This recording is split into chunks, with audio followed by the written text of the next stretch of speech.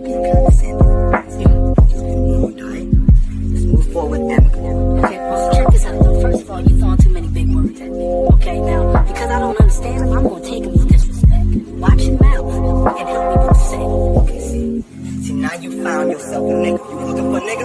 Nigga here now, see? My mind is so spectacular. Open up your aperture. You don't like the light that I be shining, bitch. You Dracula. Southern draw vernacular. Flip you like a spatula. Knew that I was built to put this word up on my scapula. I've been on this road so long, my tires bald. I don't wanna text and no, I don't wanna call. Came in this shit running, bitch, I don't know how to crawl. We ain't never folding them, holding the highest card. Look, okay, grew up running post routes. Now I'm on the cash route. Better call the plumber, that boy spitting like a bass spout. All these bad women in this club, fuck is you mad about? Word to all my estheticians, boy, I'm about to lash out. Straight from St. John's to the east side, jigging since the knee high. Watch the way I put on for my state, nigga, yeehaw. Respecting no everything. Crazy how I made it to the league from the bleach eyes. Boy, my shit hair wrong, black, rich, and bare arms. Smoking on that yogi, this shit stronger than some bare arms. Goku, I'm in rare form, you cannot prepare for him. When I swing, it's like a carnivore, this shit ain't fair for him. Brought intellect back to this rap shit. You niggas need chapstick. Shit been dropped for way too long, and I'm the matchstick. You niggas Nickelodeon me, I'm more like Cap Nick. Cap a nigga, throw him in front.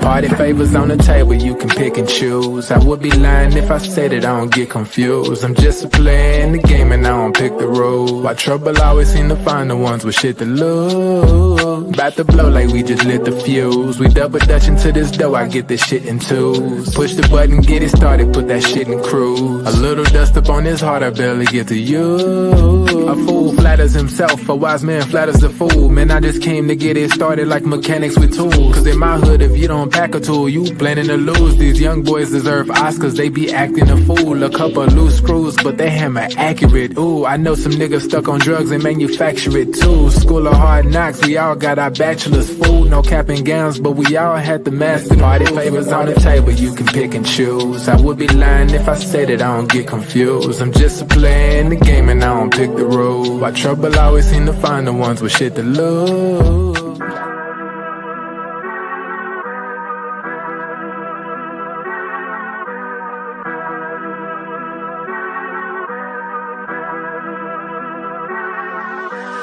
I'm dumb lit, it's about to be a late night. Fresh wax, shawty, show me what it tastes like. Niggas know me in my city like I'm Wayne Wright. Got them looking up to me and we the same height. Ooh, I got it bad, deep in my bag. Foot on the gas, they cannot last. Swimming with the sharks, bitch, that's a great white. Never stopping, we don't even need a brake light. Say she don't smoke, but she always smoke with me, yeah. Back with Finny, yeah, back up in the ovaries, yeah. All my ops, they stay running like they over easy. Even my masseuses can't just get too close to me, yeah. Shout out to Next. Soon as the ink dry, we count out the checks, yeah. I never flex. I bought up a business, you bought up a section. I'm at the top of my class, yeah. Y'all never learned from your lesson. Skywalker gave me the force, yeah. Turn this into an obsession, yeah. I couldn't wait on the team, cooking shit up with just me run play, yeah. Things never are what they seem, but we know the facts, yeah. Charging that shit to the game, but now I pull up with a battery pack, yeah. The bigger they are, the harder they fall, and we can just leave it at that. I'm dumb lit, it's about to be a late night. Fresh wax, shawty, show me what it tastes like. Niggas know me in my city like I'm Wayne Wright. Got them looking up to me and we the same height. Ooh, I got it bad, deep in my bag. Foot on the gas, they cannot last. Swimming with the sharks, bitch, that's a great white. Never stopping, we don't even need no brake lights. Big bro, why they call you big bro? Every time we hit the bank, we deposit zip codes. Well connected with the streets like we out in Skid Row. What's good, everybody? Welcome to the Pull Up Show. I'm your host, Mr. BJ Matthews, aka B Jizzle. Before we get started, follow us on the YouTube page, the Pull Up Basketball Podcast. Like, share, subscribe. All of our YouTube videos, hit that like button. Y'all come in here to share, subscribe. Hit that Cash App as well. $SlickRick 1991 Son. $SlickRick 1991 Son as well as our Cash App. If you guys do not have Cash App, you guys also donate to the Pull Up Show in a myriad other ways. Also, go through our super stickers and super comments that are available. Very simple. You guys can drop your love in that chat box right there. That $ send me. Y'all can donate that way. But let's get it popping. All right, man. So the day has finally came. Right, narratives destroyed by yours truly, BJ Matthews. You know what I mean?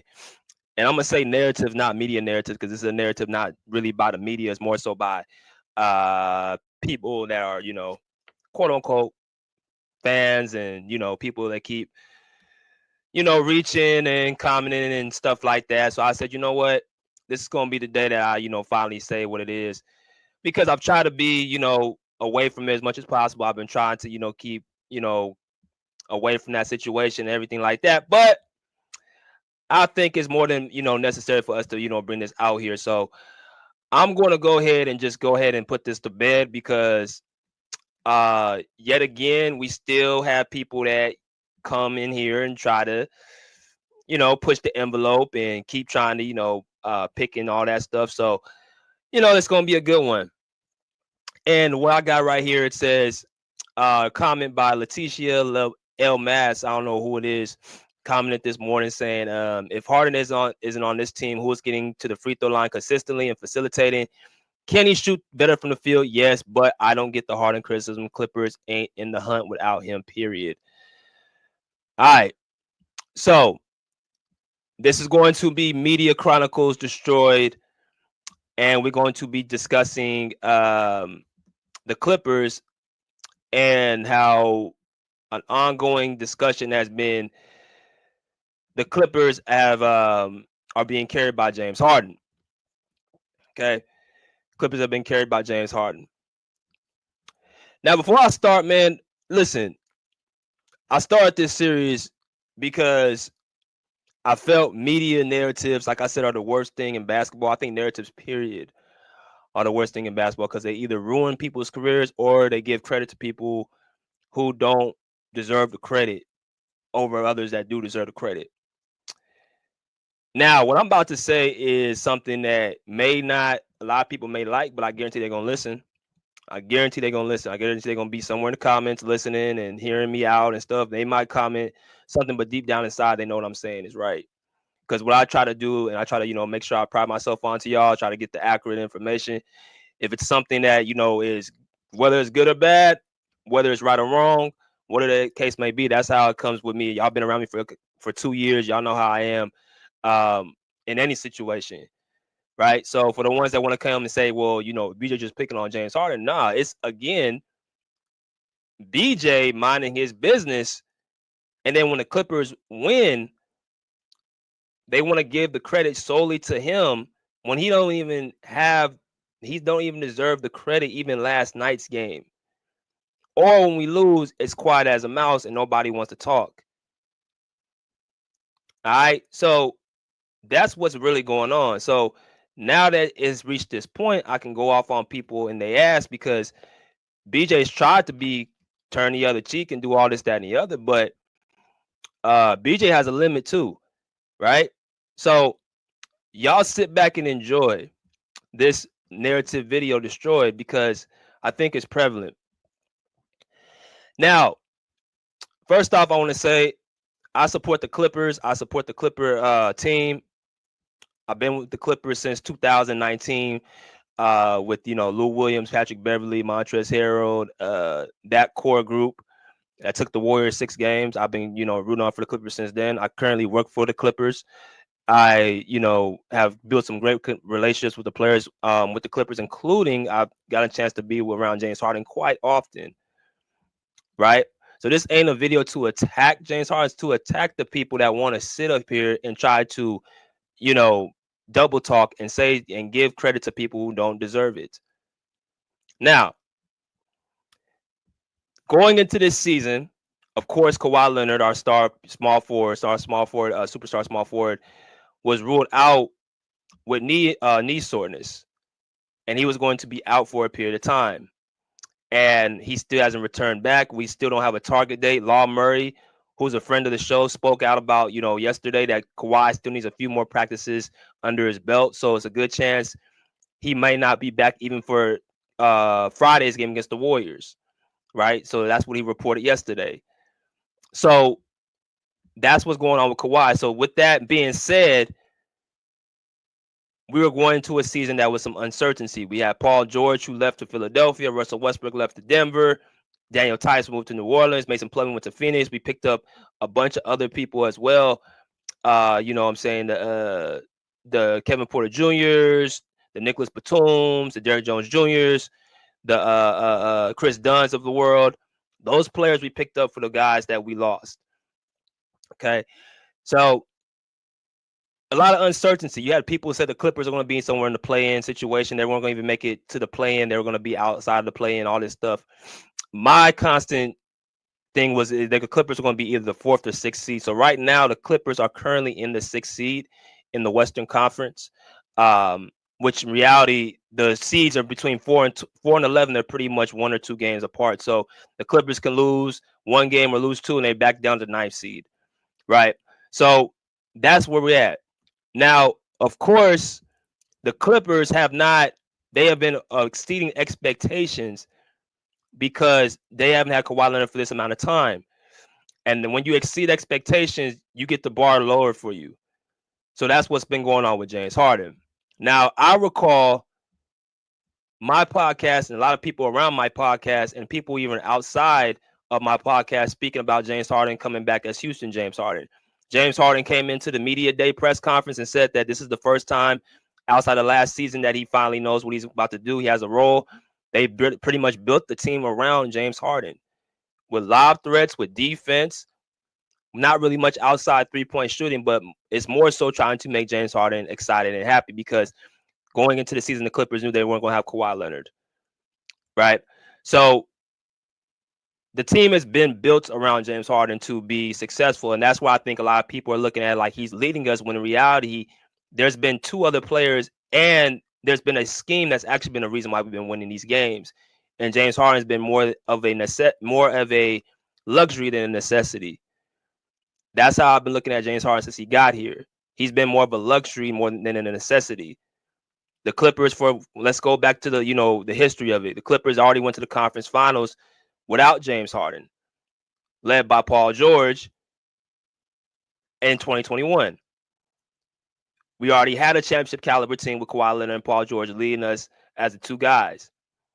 You fast forward in 2023, you pick up Russell Westbrook.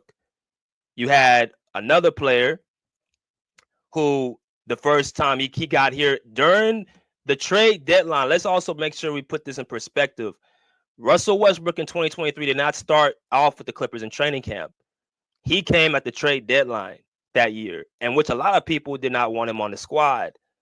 So then you pick up him in the middle of the season. He has to adjust his game and readjust how he plays to fit the squad. That rest of the season, he goes into the postseason. No Kawhi Leonard for after game 2. No Paul George with his hyperextension of his knee. Russell Westbrook was the one leading the team against the Phoenix Suns, which every single game they were within, I think, almost 10 points every single game. So they had a chance to win every game in the playoff series. As y'all come in, make sure y'all smash that like button. So Russ comes in. They have a good, stretch. They re-sign Russ to another team-friendly deal. In the offseason, people are excited to have Kawhi, Paul George, and Russell Westbrook as a trio going into last season, 23-2024, right? Russell Westbrook leads the Clippers as the point guard. Him, Kawhi, and Paul George had the highest offensive rating as a trio in the NBA. You have Bones Highland, who was coming off the bench playing very, very well, who has now been moved to the doghouse yet again. But before Harden got here, it was more so Bones Highland coming in, being the backup point guard. That last year, he was playing the best in the preseason, right? Norman Powell was off to a slow start, who later came around as the season went on, right? You had a Visca Zubac, who, again, another narrative that James Harden seemed to make the Visca Zubac. Y'all remember Visca Zubac was in the Western Conference Finals as a starter just a few years back. You forget if Visca Zubac dropped 30 points and 29 rebounds on Miles Turner. You forgot about Visca Zubac as the player before what he was with the Clippers. everyone this notion that James Harden seemed to make Visca Zubac better. All James Harden did last year was basically run the same offense that he's been running throughout his entire career, which is the pick and roll. But now I'm starting to see that teams have probably figured that out. And Visca Zubac, including last night, played better when James Harden was off the court. If y'all go back into that fourth quarter, when the Clippers were able to have Kevin Porter Jr., Nicholas Batum, Amir Coffey, and Zubac all at one time, they were seeming to be very successful. Now, I don't know if y'all can see the screen, but the score is 98-93 right here. So there's this notion that the Clippers are 96-93, about to be 98-93. If y'all can't see it, it's on NBA right now. It's on the screen, but I'm not sure if the NBA blocks out footage. But if y'all can see right here, the score is 96-93. So there's this notion that basically there needs to be plays drawn up for Visca Zubac to get the ball. And I've said before, they don't need to have no damn plays drawn up. You just feed the big man the ball. Visca Zubac had another monster game last night, right? Dominating on both ends of the basketball against one of the premier big men in the league in Jaren Jackson Jr. Now, the Memphis Grizzlies are one of the top 3 seeds in the Western Conference, and they've been having the best record since November 21st in the NBA. So they're definitely clicking as a team. So that was a very, very gritty game they played last night. And it was led by Visca Zubac. So if y'all go back and watch that fourth quarter, the Clippers pretty much kept themselves above water and played very, very well, right? You got Kevin Porter Jr. with the ball. You got Visca Zubac posting, calling for it. Now, I'm going to bring all this together while this involves James Harden in a minute. Because every time I see James Harden and Visca Zubac playing with each other, it seems to me that Visca Zubac has to set a screen every single time for James Harden. Now, I will give Harden the credit of last season helping out as far as, making a Visca Zubac look good on his system, but teams adjust to that. So now that they have adjusted to that, you see a Visca Zubac touches going down lower and lower. But when he was off the court, and I've been seeing the pattern when it's these role players around who play defense, and you got Norman Powell over there as well, that's the 5th guy, they have no issue giving Visca Zubac the rock. They have no issue giving him the ball. There needs to be no plays drawn up. All you guys got to do is just feed the big man the ball. And when they feed him the ball, right, good things happen. Right?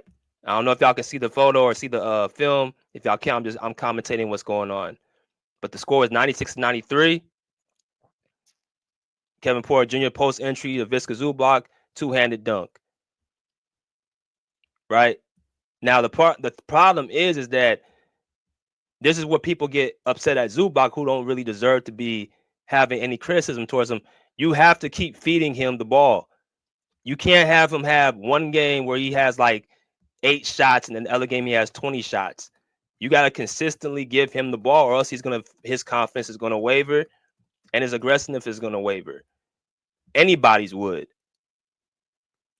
You give me 15 shots one game, and then the next game you giving me like 6. And by the way, I have to cover for you on the defensive end. I have to, rebound the ball. I have to cover the paint, all that stuff. So Visca Zubac's averaging 15 points per game, 12 rebounds off of 60% shooting. He's 3rd in the league in rebounds. He's 5th in the league in field goal percentage. Right? And his shot attempts aren't even all that. He's shooting a high percentage, but he can be scoring more if he got more attempts. But as I've been seeing, including last night, the times he will get the ball is when he's not really having to deal with setting a high screen for James Harden. If the screen and roll works, it looks very, very good. If it doesn't work, James Harden is going to take it upon himself to shoot a step back 3, try to get into the lane and shoot that little mid-range shot, or pass it off for somebody for an open 3-point shot. And like I said before, a lot of times James Harden's assist comes with him increasing his numbers, because the outside guy who gets the ball at the last minute has to, shoot the ball at the last minute so he can get his assist. That's not winning basketball. That's you trying to pad your stats. Right? Winning basketball may be that you don't get the number assist, but what you did, you set up the play for the assist to happen. They call that a hockey assist, where one player gets the assist, but you start the play off. that post entry Kevin Porter Jr. did to Viska Zubac can set up a play for if he gets double, Zubac can kick it out for a guy for open three, Norman Powell, Amir Coffey, or Nicholas Batum. That helps. That's winning basketball. But with Harden, I see him, he'll just dribble the ball on top of the key, or he'll dribble it on the wing, and then he'll wait for the clock to roll down, and he'll just throw it to somebody in the corner, and they have to, hoist the shot up, open or not, and that assist goes to him, and people say that makes their team better. Well, yes and no, because if it goes right and the assist is, wide open, cool. But if it goes wrong and you wind the clock down for the last minute for somebody to shoot the shot, that's called bad basketball. As y'all come here, smash that like button. But like I'm seeing right now, Viska Zubac is double leading the team in rebounds, and he's shooting 15% or 60% from the field. Viska Zubac is having probably his best season with the Clippers. Right? He's not turning the rock over. He's averaging 1.3 turnovers a game. He's not fumbling the basketball all over the place. Right? And he's showing up against real big teams. He's showing up against Memphis, who was a top team. Dallas, in the first win we had, he was the best player. He had 21 points, and he had 15 rebounds. Right? Against the top teams, that's when we need you to show up against. Those are the games that we need you, that you need to be able to show up against. Not games where we play teams like Washington and, Utah and stuff where you can drop 40 points. As y'all come in, hit that like button. I told y'all, a lot of y'all not going to like this, but again, more of y'all asked for it because, again, I was waking up this morning, like my alerts went off. I'm about to do a video about the Clippers in the Memphis Grizzlies game last night. Wasn't going to say a word about Harden, but yet people still want to make it about him. So I'm going to go ahead and shine a light to this. Now, there's this other notion that James Harden is leading this team. Again, I'm going to expound. What does that mean? He don't lead us in rebounds. He don't lead us in steals. He don't lead us in blocks. He don't lead us in points. Right? So as y'all can see right here, these are the numbers right here that we have. Since y'all want to go simply by stats, which I say is half of the story, not the entire story. Y'all got to watch the games, which a lot of people don't watch. They're box score watchers. They wake up or they go to sleep. They look, oh, this guy had 25 points. Oh, he had 8 assists. He had 7 rebounds. Oh, that's But they didn't watch the game.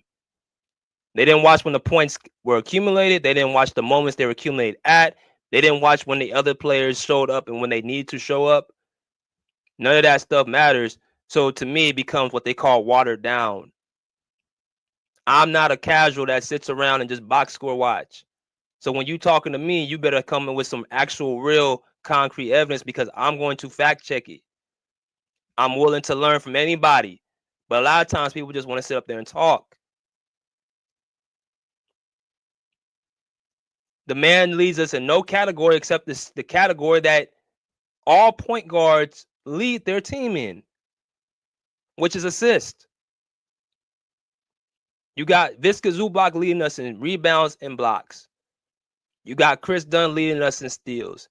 You got Norman Powell leading us in scoring. See, they built this team around James Harden because they knew his limitations. I was hearing all throughout the beginning of the season, this guy was going to be Houston James Harden. He was going to average 25 points and over 10 assists. He was going to do this, that, and the other. So now that that's not happening, they want to say, oh, he's 35 years old, which I'm going to expound that as well, that 35-year-olds can't seem to average more than 25 points. Because we got quite a few guys in the league who average that. Who's been over 35 years old and who's been able to average that. So let me lower the bar for James Harden. Let me say, okay, he's averaging 22 and 8. Okay, well, he's shooting under 40% from the field. Did you expect that? No, I didn't expect that. Okay, let me lower the bar some more. He's averaging 4.7 turnovers per game. Did you expect that? Did you expect him to be averaging 4.7 turnovers a game?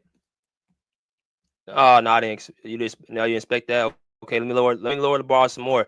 Well, the last 5 games he's averaged. Well, really the losses that we had and the wins the last 5 games, he had turnovers of 9 against the Denver Nuggets, 4 against the Utah Jazz, 6 against the Dallas Mavericks, 7 against the Dallas Mavericks again, 4 against the Memphis Grizzlies. I mean, damn, 9 turnovers in one game. Did you expect that? That's a little bit ugly, huh? That's just part of the game. BJ, why you getting on James Harden so much? I'm not getting on him at all. What I'm doing is holding him to the same standard that I expected everybody else to hold him to. I expected James Harden to be Houston James Harden. I expected him to lead the team in scoring. I expected him show up to get against games that were really important. So if we look at these games this month, right? You got the Denver Nuggets. He shot 10 for 26 from the field, 38%. Portland Trailblazers 6 for 15, 40%. Minnesota Timberwolves 1 for 10, 10%. Denver Nuggets again 42%. In the loss against them. Utah Jazz, the only game he shot with 50%. 64 against the Utah Jazz with the 41-point game performance. 42% against the Dallas Mavericks. 33% against the Dallas Mavericks. 37% against the Dallas Mavericks. Look at the three-point shot. 40% against Denver, game 1, 30% against Portland, 16% against Minnesota, 33% against Denver, 63% against Utah, 40% against Dallas, 22% against Dallas, 16% against Memphis. Turnovers, 4, 4, 9, 4, 6, 7, 4. 5.4 this month so far. So y'all hit the like button, y'all come in here. Media narrative exposed. James Harden is carrying the Clippers. Okay. So what I'm doing is I'm taking out all the Knicks and Bucks, and I'm really trying to smoothen things out. Because again, narratives keep going around that this man's carrying us. Now, let me give James Harden his respect. James Harden is a person who has revolutionized the game. He is a person with his style of play, even though I don't like his style of play. It's going to go down the record books. You can't write a history book without James Harden. That Houston James Harden, you're not going to be able to write a history book without that. Okay. There was stretches he was going 40, 50, 60 points in stretches. Okay. Because of that, James Harden has a huge fan base, has a loyal fan base that dates all the way back to those Houston days. So with that comes with stands, with that comes with guys who want to sit up there and try to turn their head against, shortcomings. They want to lower the bar. They want to point the finger at other things and other people as well. That's what they want to do. And that's what I think I'm dealing with a lot of people who come in here talking about Harden's carrying. He's not carrying anything. He's literally doing the same thing at a lower level he's been doing since his Houston era. Some of y'all said that, well, he's always been shooting low percentage since he's been. No, that's not quite true. Let's look at his history. Let's look at what he's been shooting throughout his career. First off, he's at his lowest career in his history, 38%. That's the lowest he's ever shot in his career. Right? Right here in this column right here, this is his field goal percentage. Now, he's shooting right now 16 shots per game. You're going back to his first years in Brooklyn. That's how many shots he's shooting. He ain't shot that many shots since his first year in Brooklyn. As a third option, and he was shooting 41% from, what he's shooting right now at 38%. 47, 44, 44, 44, 44, 44. All those years in Houston when he's playing all them damn games and he was playing at a high level, 43%, 44%, 45%, 43%, 49%, 43%, 40% every single year he's been shooting. Right? So I don't know who said. I think it was Millie that said this. That he somehow is always shooting under 40% field goal percentage. Not true. Again, when you're around me, you better know what you're talking about. Then I keep hearing this argument that this guy is 35 years old. BJ, what you expect? He's 35 years old. Look what he has to do. He has so much on his plate. I got you. Hold on one second. So this is Kevin Durant. Y'all recognize Kevin Durant, right? Y'all know who I am. Kevin Durant's 36 years old. Now, I know what the whole argument is going to be. Oh, KD's one of the best scorers of all time. Well, James Harden's one of the best scorers of all time, right? Isn't he the guy that people thought he was one of the best scorers? They compared him to Kobe and Jordan and Wilt with his scoring stretches in Houston. James Harden is one of the greatest offensive players that we've seen, probably top 3 as far as points and assists goes. 3-pointers made. He's made second most 3-pointers of all time.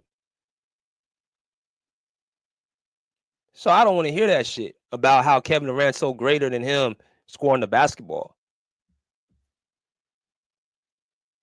Oh, he can't average 25. What you expect, BJ? Okay. Okay, he's averaging 27 points per game. 52% from the field. Oh, yeah, but KD, he's not really having to assist the game like, James Harden. Exactly. This is all I've been saying the entire time. The only thing James Harden is doing better than anybody else is what he's been signed up to do, and that's facilitate and play and make. Every single point guard, you should be leading your team in assists as a point guard. That's what your job is to. Your job is to facilitate. Tyus Jones is their facilitator. Now, the Suns have been struggling because KD was out for a period of time, and the Suns went back, which shows his impact to the team. He was struggling the Suns were a top 2 seed when KD was healthy at the beginning of the year, and then they somehow dropped when KD went off with that injury. So now they're at the play-in now. But I suspect they'll get back into the contention again. Even though they got their ass kicked by the Nuggets last night. And shout out to Russell Westbrook for yet again showing that he can play with Nikola Jokic. I think the Nuggets are 7-1 with Westbrook in the starting lineup. 6-1 or 6-2, something like that. Him and Jokic are playing how they're playing very, very well together. Hopefully Jamal Murray can get his head out of his ass and get more healthier. But I digress by that. KD is 36 years old. He's averaging 27 points per game, and he's doing it efficiently. Oh, so that's not enough for you? Okay, let's continue. Let us continue, because y'all brought this up, not me. Let's go to the babyface assassin, Steph Curry, averaging 21.8 points per game. Now, this is the first year Steph Curry has averaged this low, and he's been at this point of his field goal percentage shooting, but we're talking about tendencies. No, Steph Curry gets nobody makes excuses for him. No one really talks about how Steph Curry doesn't really have much star power around him. His best teammate was Kevin Durant, but outside of that, you ain't really seen Steph Curry play with a bunch of stars and Hall of Famers and things. He's been guys with a system still inside of him, been around the same guys for his entirety of his career, and you never hear him complain about help. But he's 36, going on 37. Every single year, he's averaged 26, 29, 25, 32 points per game. No one's using age as an excuse. Oh, well, Steph Curry's the greatest shooter of all time. Okay, James Harden's the second greatest 3-point shooter of all time. Again, there's no way out. Don't give me age. I heard 25 points per game, and this guy was going to do this, that, and the other, and the bar has been lowered.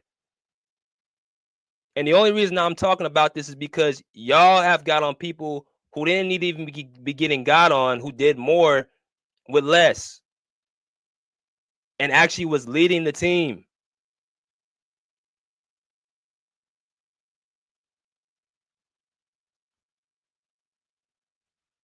That's what y'all been doing.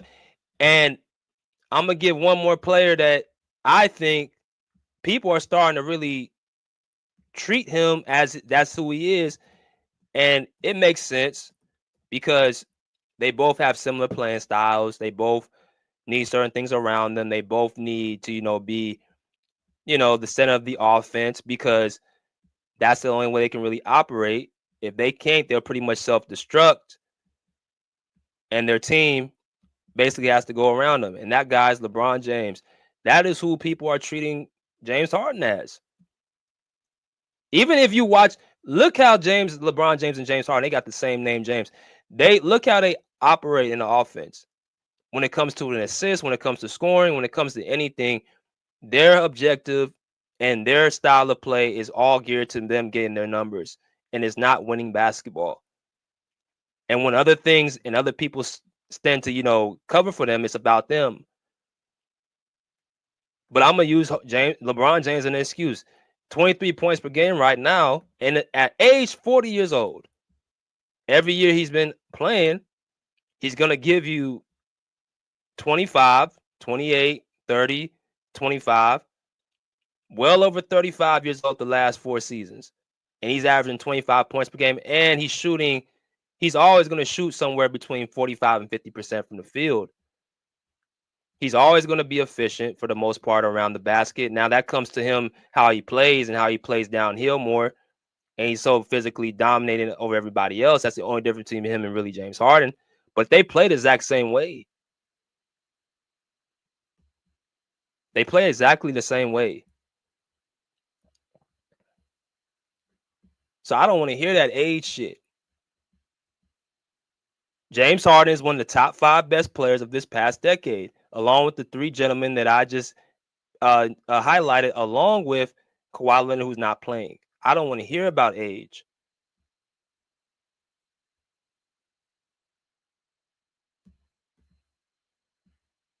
Now, there's another guy I want to bring up that seems to just be used as a necessity, as a has-been, or somebody that just simply just is getting his stuff off because of James Harden. And this guy actually, to me, has exceeded expectations, right? And that guy is Norman Powell. Norman Powell's averaging 24 points per game off of 49% from the field, right? He came in this season as a person who said he wants to be a starter. He wants to be able to be this, that, and the other. And he's been able to hold suit. As y'all come to smash that like button. All I keep hearing is James Harden is carrying, but yet he leads us in no category except the category he was built to lead us in. Somebody commented on my page and saying, well, James Harden draws fouls. Who else is going to do it? The man on the screen that y'all looking at. See, something else about James Harden y'all not realizing. You guys realize the games he's scoring all these points are games he's getting like 10 to 12 free throws per game. But if he's not scoring free throws, or if he's not playing up against a inferior team, it's hard for him to get his shit off. Even in his prime with Houston, Dawg was getting up somewhere between 12 and 15 free throws a game. And that speaks to how high IQ James Harden is. He knows how to get his baskets. It's part of the game. But now that he's older, a lot of how he gets his points generated is going to depend on who's going to be the referee. Norman Powell, yes, uses the whistle, but the man gets his shit off by himself, which goes against somebody telling me that James Harden is making Norman Powell better. I've seen Norman Powell get off with and without James Harden off the floor. He's been an instant bucket ever since before he got to the Clippers. This guy was on the running for a 6th Man of the Year candidate even the last couple of seasons. When you say somebody needs somebody else to win when they've already proven that they can do without him, you're simply just trying to water down what they are and who they are as a player. So now you have Norman Powell leading us in scoring. You got people talking about it's because of James Harden effect. What? Nah. Norman Powell came in with the expectations on himself. He's a high goal-oriented dude. He came off, and I asked him personally this question. What is the reason why? You know what? I'm gonna let y'all hear it right here. Y'all hold on. So this is me doing a press conference about 2-3 weeks ago when the Clippers played the Blazers. Y'all seen it, but I'm gonna let the people who ain't seen it see it again. This is me actually speaking to Norman Powell, asking him what is the reason why you guys have been able to, how you've been able to perform the way you've been performing this year, 24 points per game off almost a 50% clip, and he gave a detailed answer. I'm gonna let y'all hear what he said. What's the reason why he's playing how he's playing, and y'all be the judge. So Norm, congrats on the win, bro. So 23 points per game at almost a 50% clip. The work is showing that you've been doing this off season. So can you kind of give a glimpse of what you've really been focusing on, the two things this off season, of why you are where you are and why you're dominating on the team right now, leading the scoring? The biggest thing is just the mentality and the approach night in, night out. My work hasn't changed since I came into the league and before. Getting my 3-a-day workouts in 5 days a week, sometimes 6. I feel like I'm repeating that. But there's just really the mentality, the approach, and stepping into this role and being ready for the ups and downs, the ebbs and flows. Teams leaning on me to go out there and play. I've been a student for the last 10 seasons, watching the guys in front of me, being a sponge, talking to them and what they see, and just having carryover and stepping into the role and being prepared for it. I told L, I'm ready. I'm ready for this opportunity, and ride with me. I'm gonna be here from ups and downs. I lay it all on the line, and I think that's what's helping being in the moment and just playing basketball. All right. So shout out to Norm for that. Gave about a 40-second, 1-minute clip answer. Now, I asked him what have been the two things that he's been focusing on this offseason, but he also went into some other things of why he is where he is and why he's dominating. Simply, it just comes down to opportunity. He even said beginning of the season, addition by subtraction, meaning is that Norman Powell, with the departure of Paul George, gets more of the opportunity to show who he really is. And that's all that's happening. This bullshit about James Harden is making Norman Powell better is all cap. This bullshit that James Harden making Ivica Zubac better is all cap. These guys were already self-motivated before they came in this position.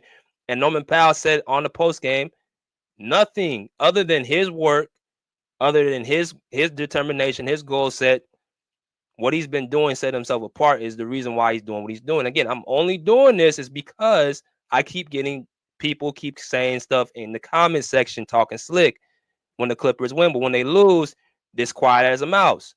So the only thing I can do to really expound is to actually get back into narrative killer mode.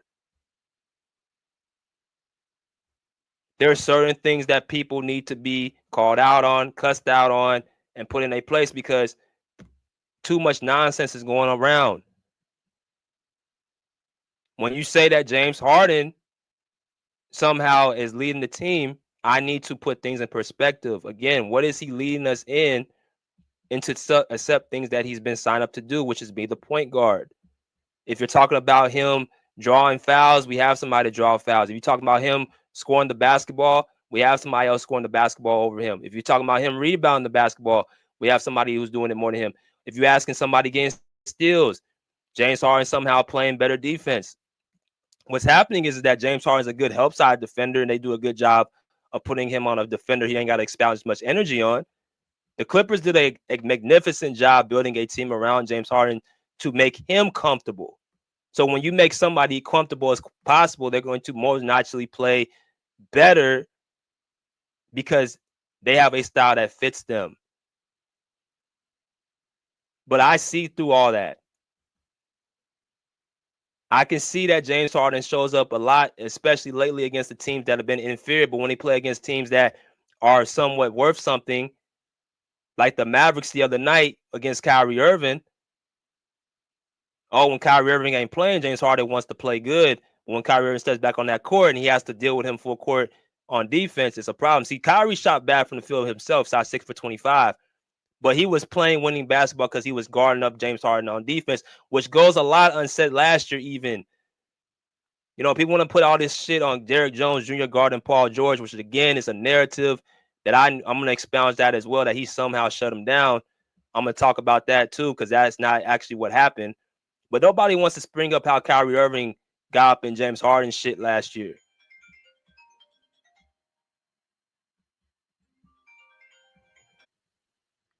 Nobody wants to talk about how Kyrie Irving was frustrating James Harden, pressuring him in games 2, 5, and I believe even 6.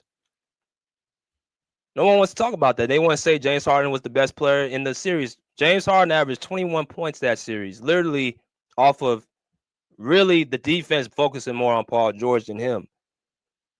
Yet again, when you got somebody covering for you on defense, like they did for James Harden, Zubac getting on James Harden for not playing defense, and everybody else is responsible for your mishaps, and all you gotta do is focus on the offensive end, of course you're gonna have more opportunities to score the ball. And that's what's happening right now. You got guys on defense who is making him look good and making his job easier, and he's not even doing his job at a high standard. He's not giving you 25. He's not leading you us in scoring. He's literally just basically doing what he is as a high usage player.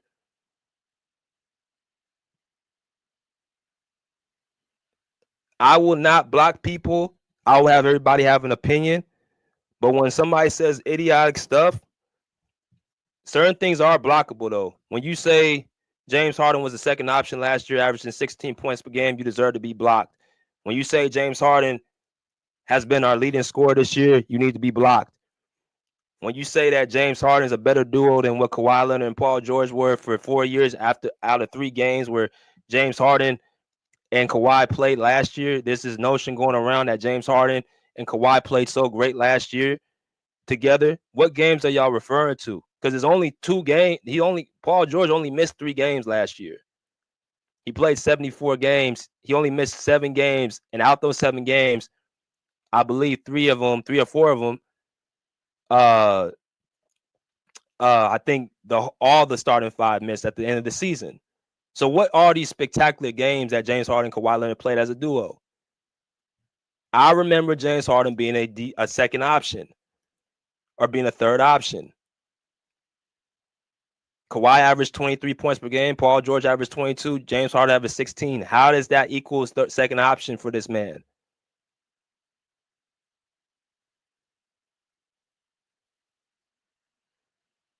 When you say Norman Powell's been a better second option than Paul George been a second option, when he's basically having a good season offensively, but he does nothing else than score the ball. He doesn't rebound. He doesn't facilitate. He don't play defense at the level as a Paul George, and still he is barely averaging more than what PG averaged last year. When you say a guy who has not made one All-Star over a guy who's made 9 is a better second option than what he's ever been, you deserve to be blocked. When you say Ivica Zubac was nothing before James Harden got here, you deserve to be blocked. When you act like the defense, which is top 5 in the top 6 in the league, is not the reason why we ain't been winning these games, you deserve to be blocked. Offensively, we have been at the bottom of the league for the majority of the season, other than the games that we faced cupcake teams.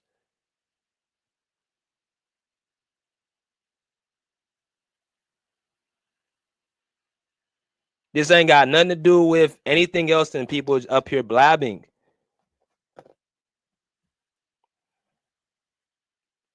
Please stop fucking with me, because I'm telling y'all, this is not the road that people want to go down with me, because I'm going to pull out the numbers. I'm going to pull out the files.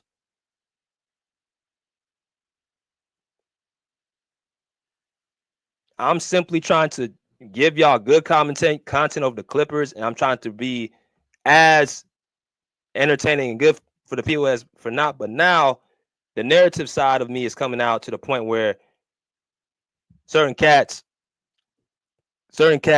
really gonna get exposed. Somebody show me something that makes sense, please.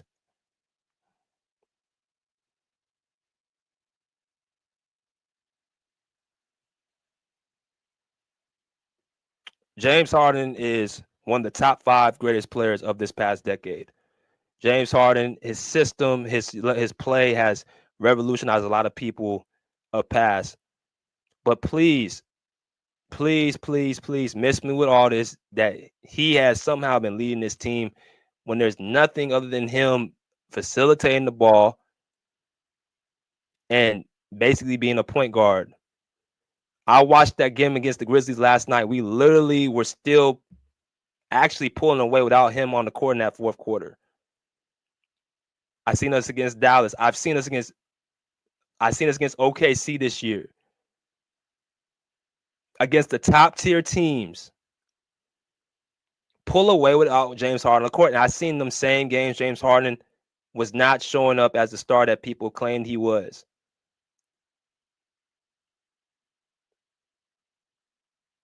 The way he's getting his points a lot of times, if y'all look at his numbers, is getting to the free throw line. And that's cool, but what happens when those free throws are not coming and the whistle is not going to be a heavy on his side? You start seeing them badass percentages. Now all of a sudden percentages don't mean anything no more. People saying, well, yeah, he can shoot better from the field, VJ, but he's still been leading us.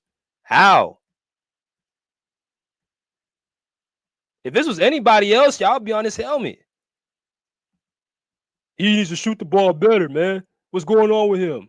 James Harden shoots 35%. Yeah, man, he's 35. Man, get the hell out of my face, man. It's easy to see who lowers the bar for who. I'm saying, it's all I'm telling y'all, man.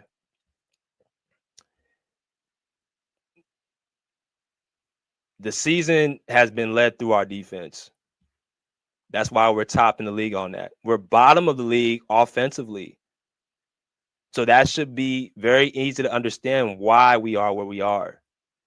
Please stop coming in here with that nonsense.